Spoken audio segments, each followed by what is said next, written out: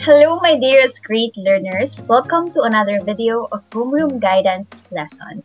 So for those students who haven't met me yet, I am Great Teacher Kate and I welcome you to our great community.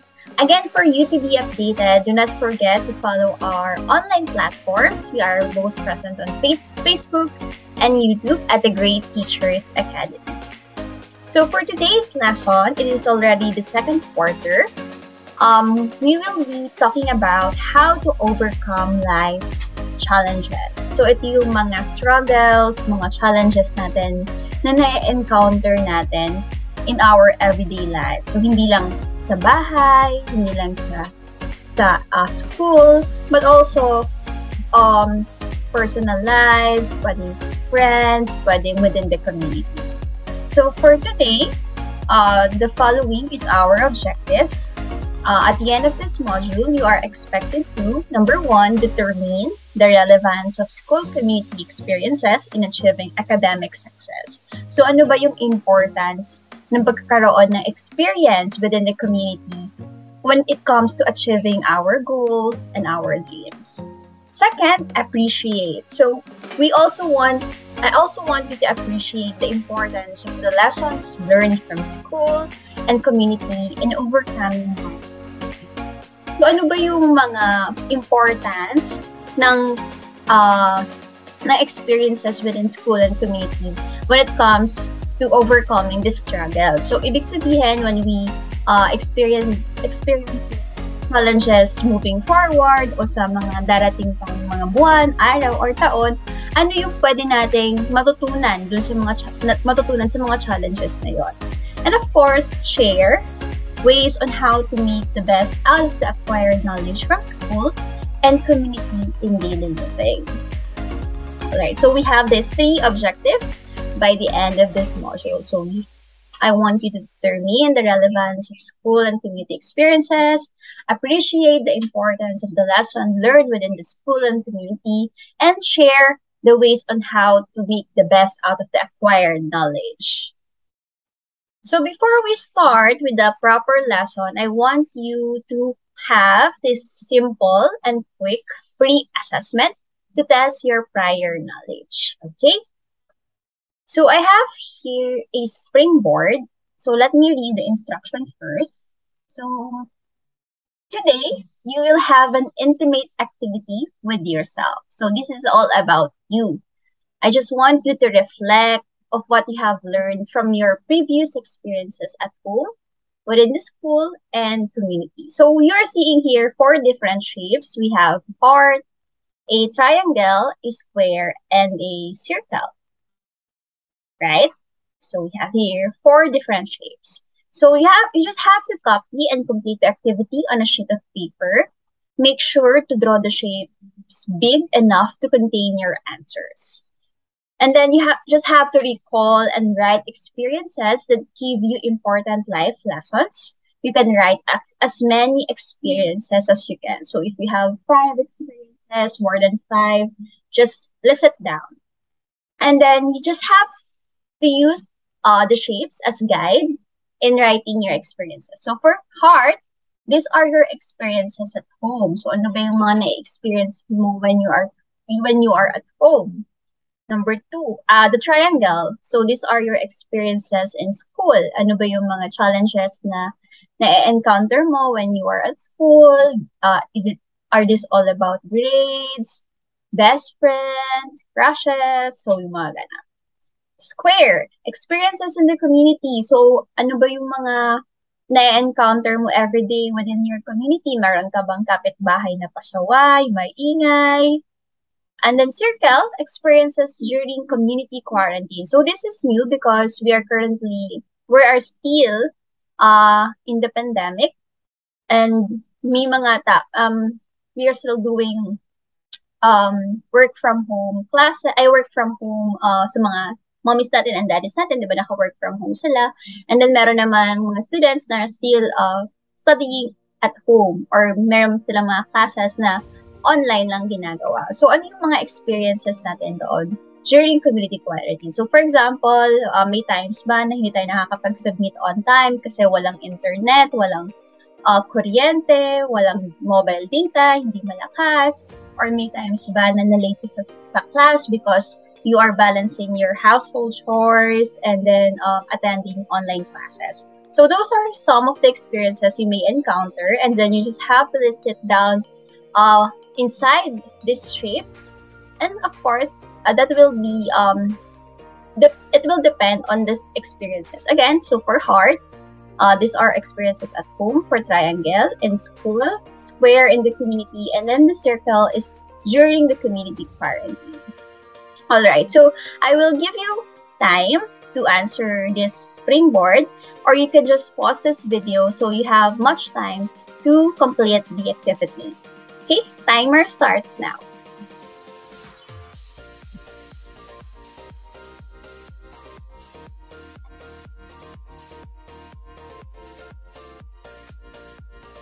All right, so now that you're done answering this activity, we have here different processing questions that I want you to think of and to reflect on. So, number one, what did you feel when you were recalling the experiences that you have that gave you the important lesson? So, ano yung naalala mo dun sa pag-reminisce mo, or when you recall those experiences? Does this give you negative or positive results? Mas lalo ka bang naging brave when you have experienced this situation, or when you have encountered this situation? Number two, did you find it difficult or easy to identify lessons learned from your experiences in the family, school, and community? Just explain your answer. And then number three, how can you use these learnings to achieve academic success? So, paano mo ito magagamit, itong mga learnings na to at home, in the community, and school, when achieving academic success? So, academic success meaning, paano mo nagamit yung learnings when achieving good grades or perfect scores? Ano ba yung mga learnings or nuggets of wisdom na pwede mong baunin through that experiences? Okay, again, I will give you time to answer these questions, or you may pause this video to have much time to complete the activity. So, timer starts now.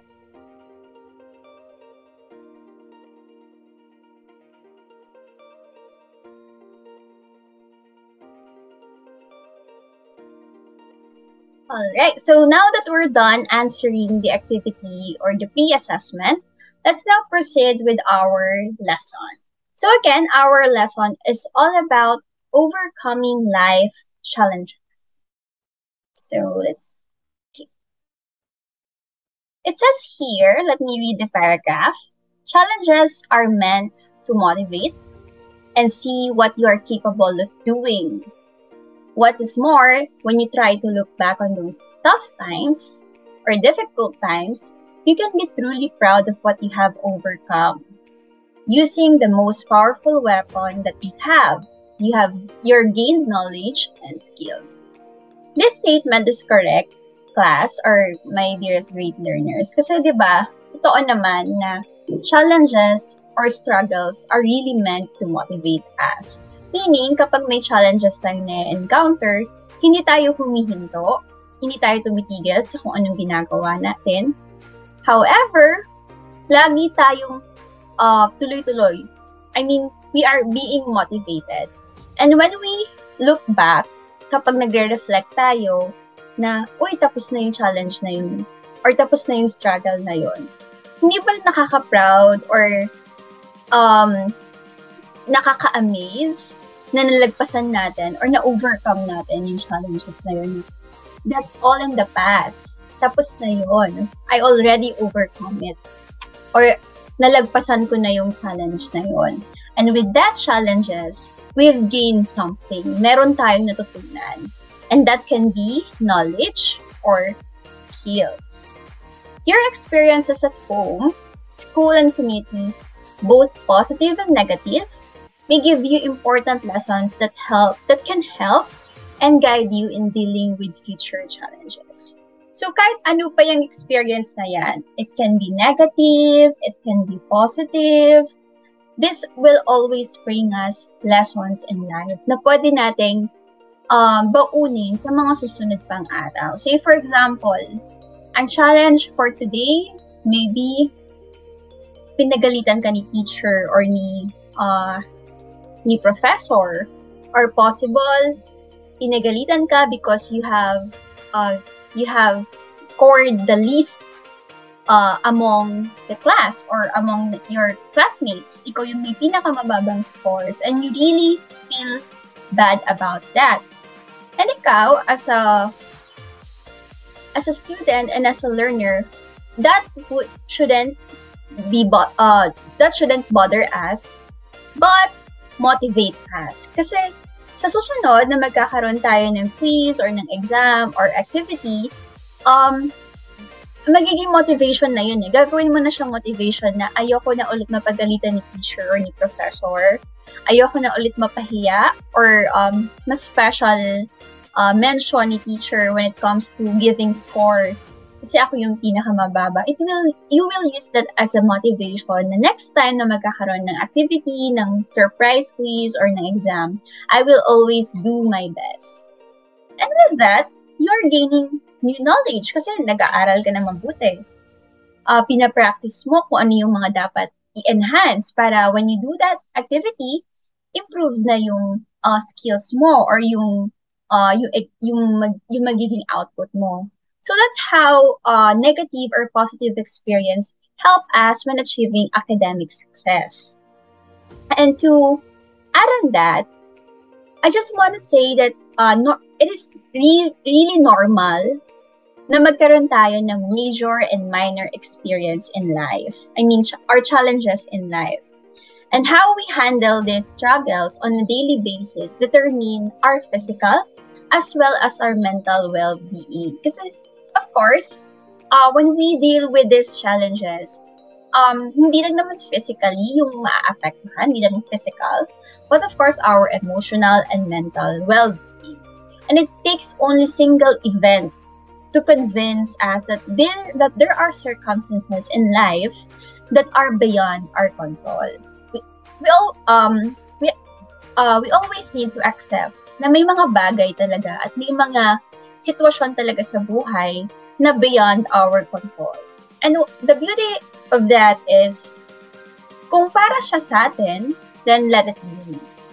Kasi kahit anong gawin natin, mangyayari siya. I mean, kahit anong gawin natin, if para talaga siya sa atin, mangyayari siya. It's beyond our control.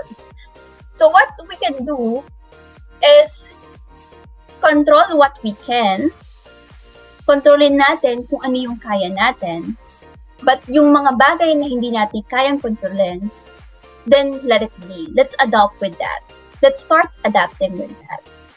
At the end of the day, what is important is we are able to withstand whatever life may bring us.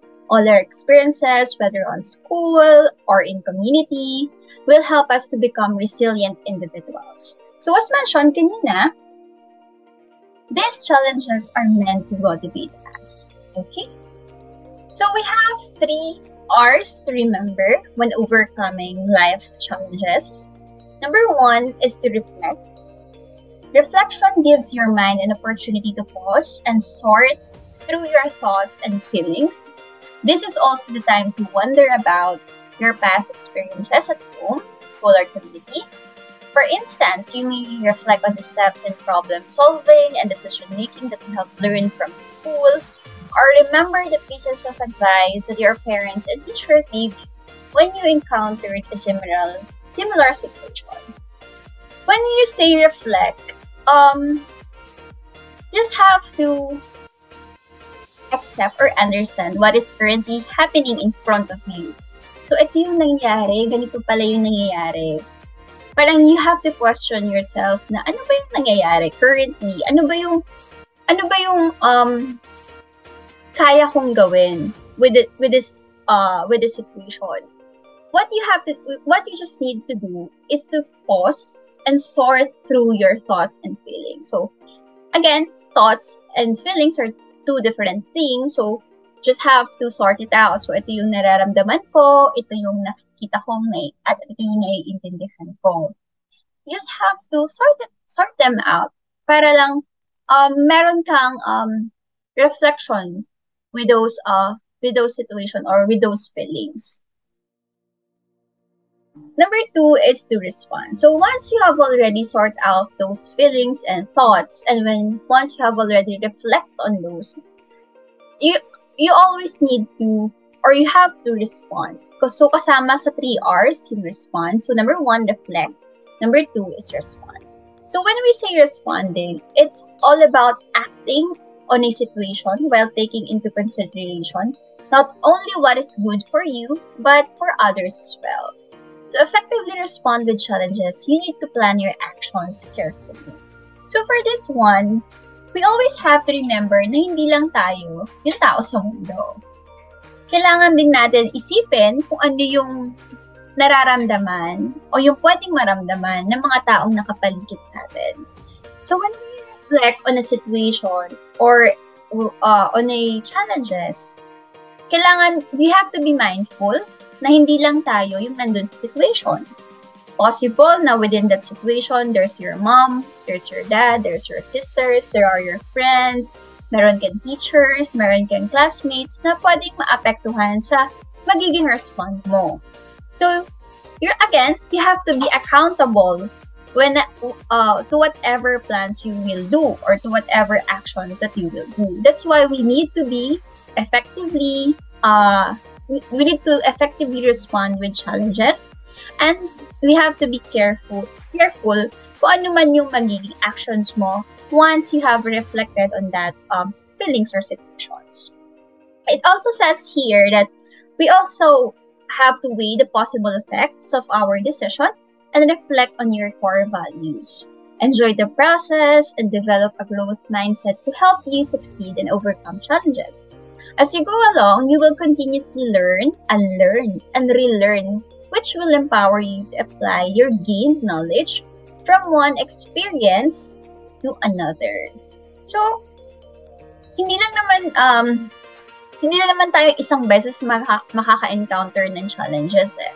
We have to be aware and we have to accept the fact na possible tomorrow may challenge ulit, possible on the next day may challenges ulit tayong ma-encounter, hindi lang isa, pwedeng dalawa, pwedeng 5, or more than 10 na challenges na tayong ma-encounter, or on the next month, next years, next coming days, next coming months.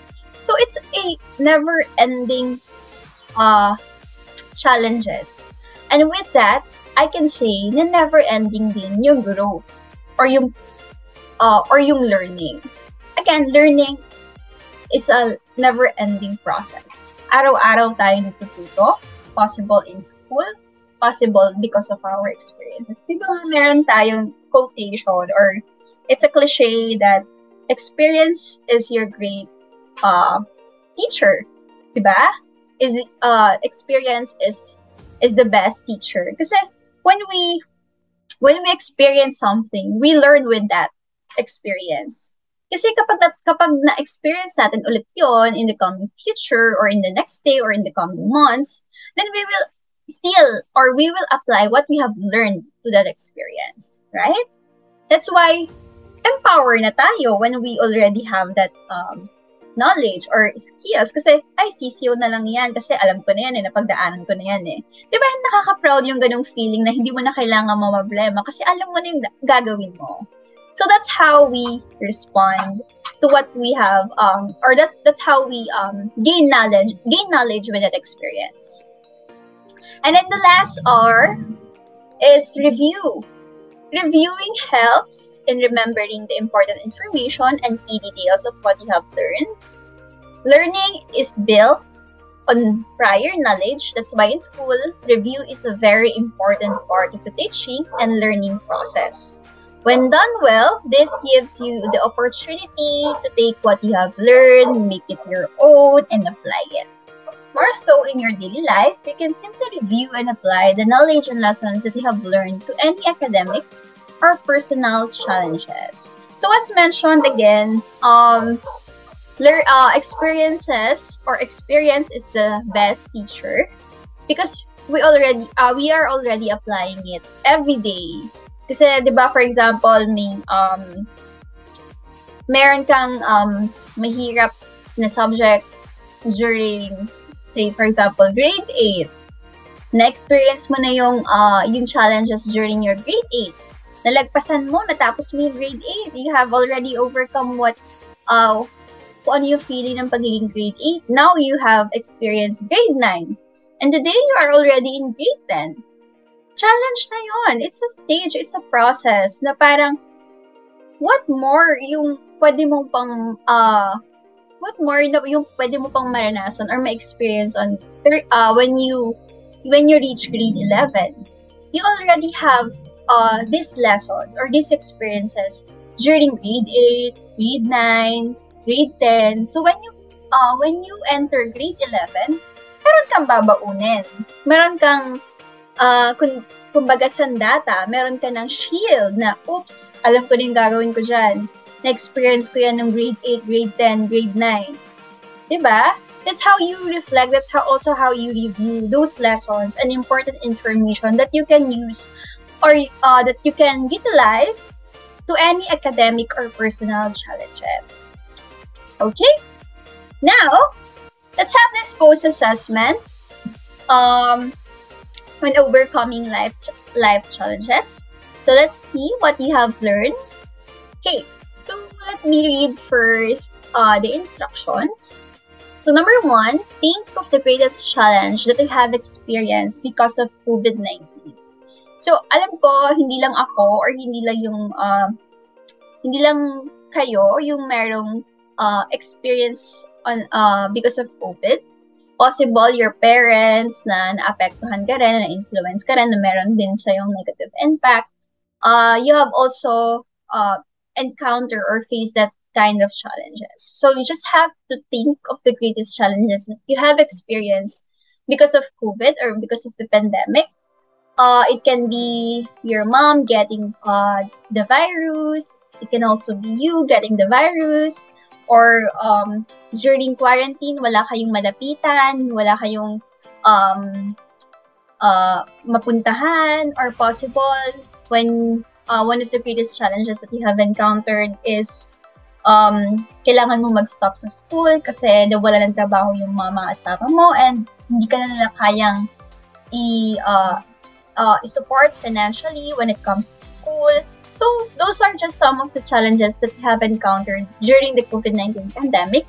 And possible, kahit ngayon, na-experience nyo pa rin since we're still in the pandemic. It can also be financial. So yun yung mga pwedeng examples na pwede nyong ilagay here. Number 2, reflect on the lessons that you have learned from your past experiences that help you to overcome the challenge. So ano yung mga lessons na tutunan mo? So number 3, list down the actions that you did to respond and solve the problem. So ano yung mga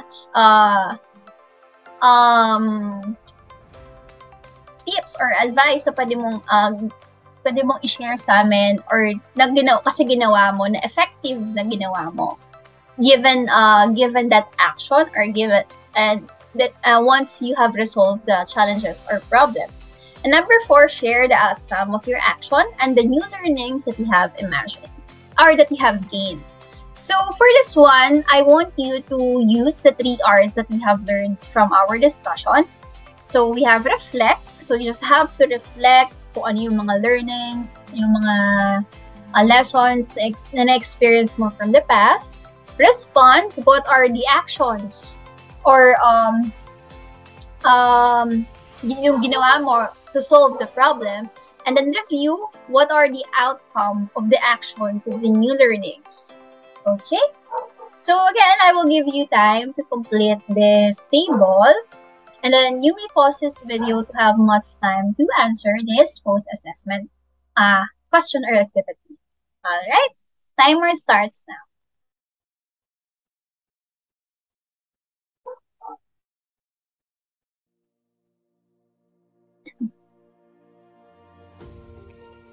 Okay. Now that we're done, let's have this time to reflect. So I have here a very, very nice statement that we have to remember along the way. Hindi lang sa school, but also, of course, siguro pag graduate na kayo, and then kapag grade 11 na kayo, you also have to remember this and take it with you. So learning how to deal with challenges takes time. It really takes time. Persistence. It really takes persistence and a positive attitude. So ito yung pinaka important.